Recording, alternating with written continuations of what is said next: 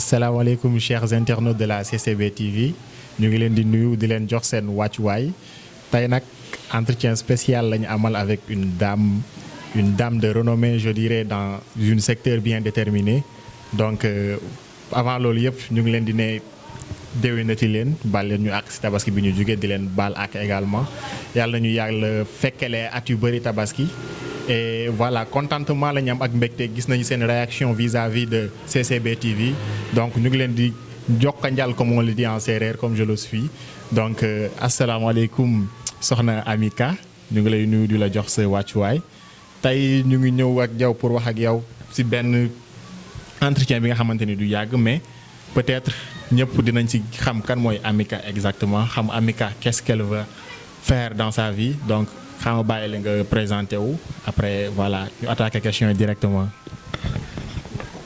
ok merci asalaamaaleykum maa ngi leen di nuyu yéen ñëpp di leen jox seen wàccuwaay di am contentement bu baax ci invitation bi voilà. merci beaucoup soxna Amika la présentation fut brève mais avec les questions xëy na di ngeen ko gën a xam à travers samay questions yu ma koy posé dina répondre avec explicitesse. Donc première question bi mooy kan mooy Amika bu fekkoon da ngay définir sa bopp kan mooy Amika on peut dire. Voilà Amika en fait doomu Thiaroye la.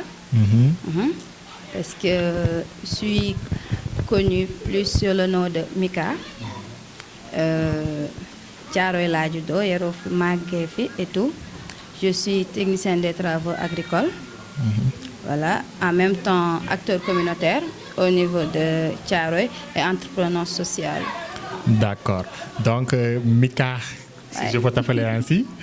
donc am nañ casquette yu bëri yu ñu découvrir ci yow nee nga tu as été étudiante tu es acteur de développement également et yaa ngi yëngu dans un domaine qui est spécifique qui est stratégique je dirais mooy domaine agriculture bi donc est-ce que mën nga ñëw retracer ce cursus scolaire ba fan ba nga yegg ci tey fii nii. Voilà man comme ni ma ko waxee Thiaroye laa jàngee presque bi ma nekkee primaire ba lycée fii laa ko defee après j'ai été orientée au niveau de l'université du Sine Saloum. Voilà sama parcours universitaire foofu laa ko defee en tant qu'agronome plus particulièrement dans l'agriculture biologie et écologie. Après bi ma paree j'ai été stagiaire au niveau de la DPV. En plus j'ai été orientée à Joal. D'accord. À mon retour, je suis devenue volontaire au niveau du consortium Jeunesse Sénégal.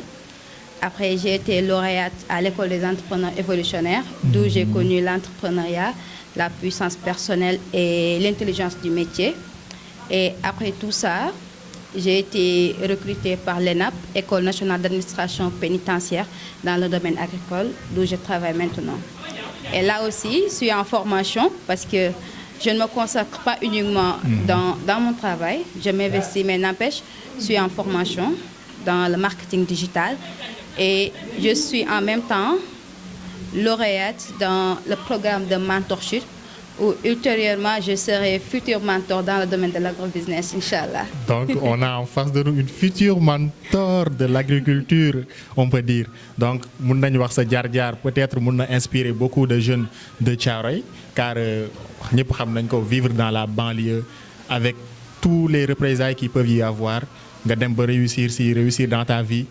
Bon xam nga dafa am réussir dans la vie ak réussir sa vie donc réussite boobu noonu nga am dans le niveau scolaire yàlla na influencer également sa yeneen bëbët yi nga am ci sa àdduna bi donc suñ la doon laaj lan moo la dugal ci agriculture loo tax nga dem ba voilà pourquoi ce choix là.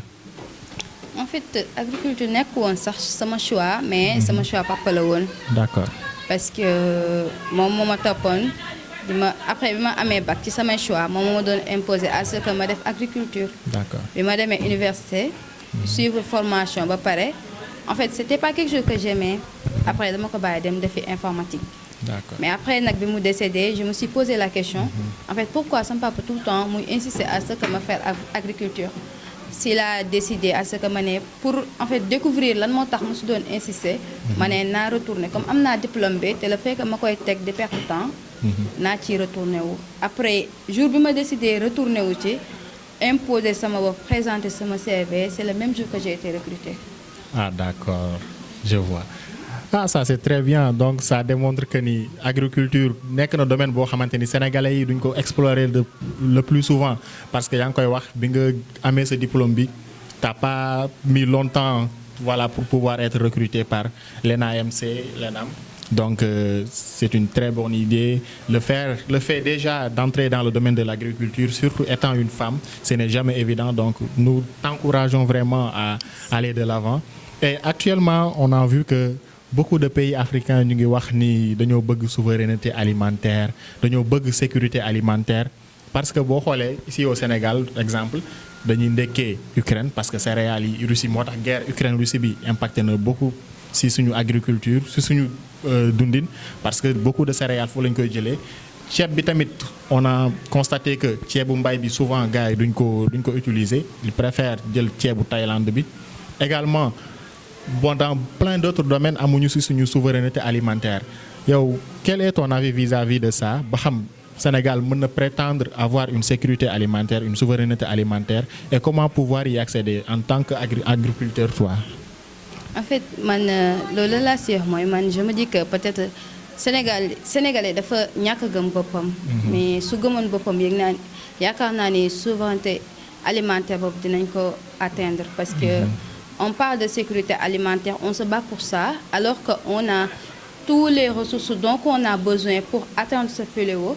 Donc si on dit que on se nourrit d'autres pays alors qu'on a tous les ressources qu'il faut, man je me dis que loolu ñàkk a gëm sa bopp la. Man en tant que agronomiste gis ressources yu ñu am yëpp man gëm naa ni bu ñu consacrer beaucoup plus de temps ak de patience, je sais pas comment le définir, mais yaakaar naa ni loolu dinañ ko atteindre parce que man dama koy xool ci sama bopp. Le fait que yow imagine-toi une petite graine boo xamante ni da nga ko semer. tey jii nii boo ko ci benn produit mën nga ci dundal ay kër. xam nga mu leer la ne bu fekkoon ni lu bëri la ñëpp mën nañ ci dund ñoom ñu bàyyi ko dem di xooli leneen man je me dis que peut-être dañoo gëmul seen wala dañu gëmul réellement agriculture bi. Exactement. Voilà dañ ko gëmul mais yaakaar naa bu ñu ko gëmee moom loolu yëpp li ñuy basé wu si ñeneen ñi mën nañ ko am fii. Exactement lépp gëm-gëm moo koy def lépp déjà man je me dis que base bi mooy éducation bi te bu fekkee ne dañoo am benn système bi nga xamante ni dafay prévoir l'agriculture dans le système scolaire ñu apprendre ñu jàngal ñu ko dès lycée ou bien dès le collège peut-être dinañ am une certaine marge de manœuvre mais da ngay gis koo xamante ni après day ñëw ba am baccalauréat du xam lan lay def agriculture bi suuf yi bëri nañ ci man l'exemple que je donne souvent c'est le vallée du fleuve Sénégal. Vallée du fleuve il y a beaucoup d'hectares yi nga xamante ni ce sont des hectares utilisés wuñ ko te foofu mun nañ faa bay ceeb par exemple et beaucoup d'autres aliments donc je me dis que formation bu fekkee gën nañ ko soqali ci côté domaine boobu noonu peut-être on peut aller dans ce qu'on appelle dans une sécurité alimentaire, une souveraineté alimentaire. Donc merci beaucoup ci ce point de vue bi nga joxe. Ça se voit que tu es une passionnée de l'agriculture. Donc sànq maa ngi lay dégg ngay waxu gëm-gëm waxu dañoo gëmul suñu bopp. Ça se voit que ni yaa ngi entreprendre ou bien quelque chose de ce genre. Qu'est-ce que tu peux me dire sur ça, entrepreneuriat et tout? Voilà, entrepreneuriat par rapport ak. Bon, entrepreneuriat par rapport ak domaine bi nga nekk, par rapport également ak voilà, comment tu perçois ça toi, ton avis personnel? Ok, ni ma gisee entrepreneuriat Sénégal en fait dafa nekk loo xamante ni domaine boo xam c'est pas facile. ndaxte nit yi dañuy wax tout le temps man entrepreneur la alors au fond ils ne savent pas vraiment qu'est-ce que cela veut dire entreprendre parce que dañuy gis nit koo xam ne dafa am idée de projet mu mettre ko en exploit du coup moom day considérer comme entrepreneur parce que soo duggee ci réseaux sociaux y a beaucoup de PDG alors que constaté bu ñu la waxee kii PDG il n'a rien du tout.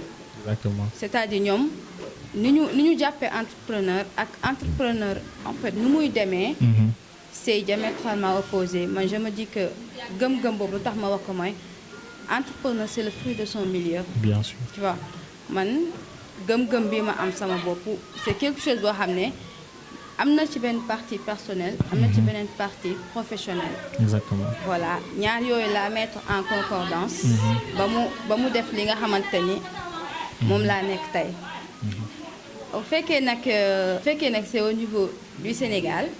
Mais je me dis que nit ñi dañu comprendre réellement entrepreneuriat parce que y a beaucoup de segments qui sont à l'intérieur de l'entrepreneuriat alors que nit yi ils ont tendance à le marginaliser. boo xoolee tey dañuy gis ku créer benn entreprise am d'ici 3 ans il n'existe plus, il est en faillite. te loolu soo xoolee ñàkk a xam entrepreneuriat la. Sénégal nag doon la ñuy doxee moo tax dañuy wax entrepreneur mais amu fi kii daal. Exactement. C'est ça. Tu as bien résumé la situation de l'entrepreneuriat ici au Sénégal, car beaucoup se disent être des entrepreneurs. Or, ils sont des commerçants. C'est différent. Être entrepreneur et faire du commerce, c'est différent. Beaucoup disent que moi, j'entreprends sur ça, j'entreprends sur ça. Or, ils sont en train de faire du commerce. Ça également, c'est benn fait la bi nga xamante ni ça existe ici au Sénégal. L'autre chose le plus marquant mooy da ngay gis nit koo xamante ni dafa bëgg entreprendre une chose mais du def étude de projet. Étude de projet dafa am ay processus yu muy laaj. Situation financière, aboutissement, des prévisions yi nga xamante ne da nga koy def. Donc yooyu noonu yëpp ça participe dans l'effort de l'entrepreneuriat. Mais malheureusement beaucoup de personnes ou bien beaucoup de gens n'en sont pas conscients. Et c'est vraiment déplorable parce que je me dis que l'entrepreneuriat fait partie du secteur privé. Et secteur bi nga xamante ne la ça peut générer beaucoup d'emplois, ça peut générer beaucoup d'argent. Donc damay inciter beaucoup de jeunes yi nga xamante ni yéen a ñuy seetaan donc à entreprendre, faire des projets. On ne peut pas mettre tout sur le dos de l'État car État lu mu war a def da koy def mais am na ndimbal dafay fekk loxoy borom. Donc il va falloir entreprendre, il va falloir faire des choses yi nga xamante ni ça va en concordance avec les réalités du pays.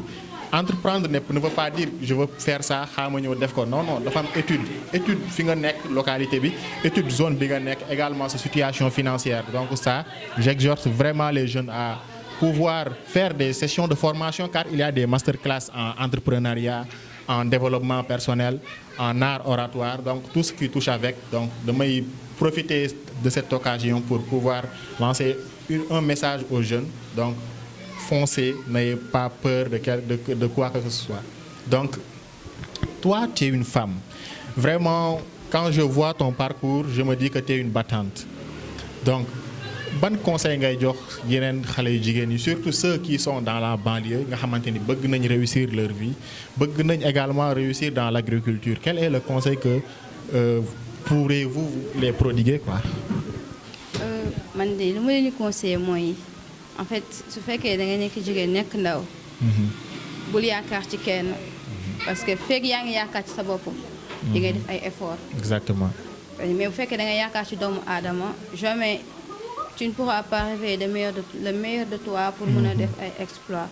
En plus nga gëm sa bopp. ba pare nangoo liggéey parce que di nga am na ñoo xamante ni bëgg nañ mais def la ñu mënul. Voilà léegi man li ma leen di conseiller mooy fekk ñu ngi bañ a yaakaar ci doomu aadama rek. dinañ am jom ak fulla pour mën a defal seen bopp. kon góor du projet quoi. góor du projet. D'accord merci beaucoup si petite parenthèse boobu donc.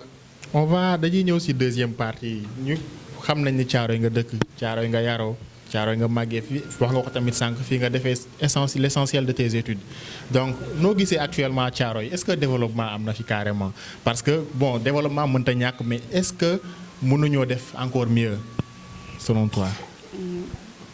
Je me dis que voilà mën nañ def mieux parce que Thiaroye boo xoolee Thiaroye bi ñu nekkee xale ak Thiaroye bi am na changement.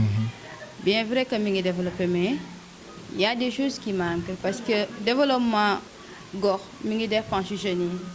Si les jeunes sont négligés. mën na am développement par rapport ak kër yi et tout koñ yeeg yooyu mais côté personnel ressources yi nga xamante ne ñooy waral développement foofu la fay di amee. man nag bu fekkee côté boobu je me dis que développement bi des na parce que les jeunes ne sont pas assez soutenus pour pouvoir développer. Bien sûr. Développer Thiaroye. Exactement.